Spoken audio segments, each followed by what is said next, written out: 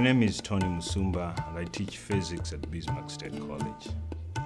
On August 21st, 2017, we're going to experience one of the things I experienced as an 8-year-old young kid in Nairobi. I don't remember exactly if we had been warned about that eclipse, but I remember sitting outside in a large area where we used to play as kids, and then in the morning it started becoming darker and darker. And I was like, what's going on? And some of my friends had something that they were looking, they used negatives to look at the sun. And so we noticed the sun getting darker and darker. And we even actually had the chickens coming to roost. It was an experience that was magnified because of what was going on in Kenya at that time. Our first president had just died in '78. And so I think there was a sense that what in the world was going on. Was it the end of the world or what was going on? At that time, I can't remember what my thoughts were, but it was a very, an out-of-the-world experience, let me say. I guess during that time, it was just all about playing and having fun. And my mom was a teacher, grade school teacher. And so in a sense, we knew about science, but the total solar eclipse had not been explained to us. A total solar eclipse is when the moon casts a shadow. So the moon comes in between the earth and the sun. The sun is on this other side and the moon comes in between and it casts a shadow on the earth.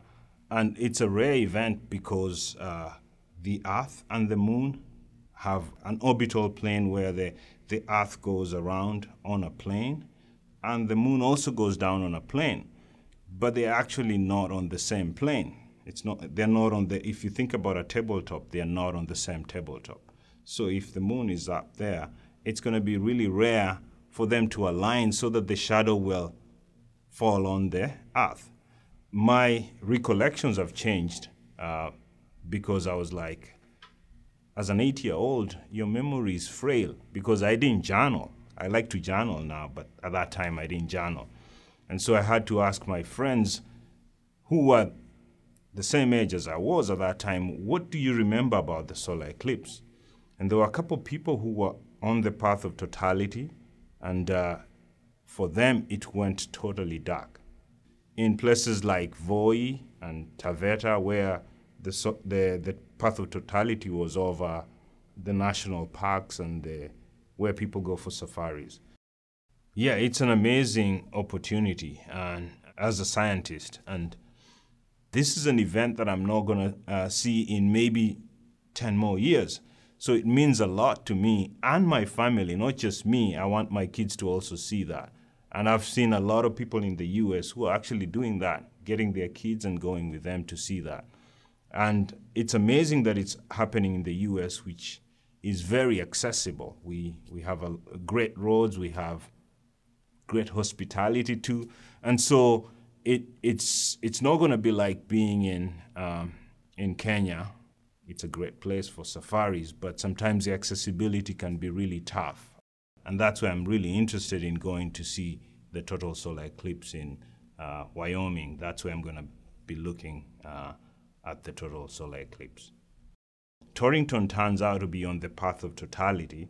It's not going to be a long time in totality. It's only going to be 2 minutes and a couple seconds.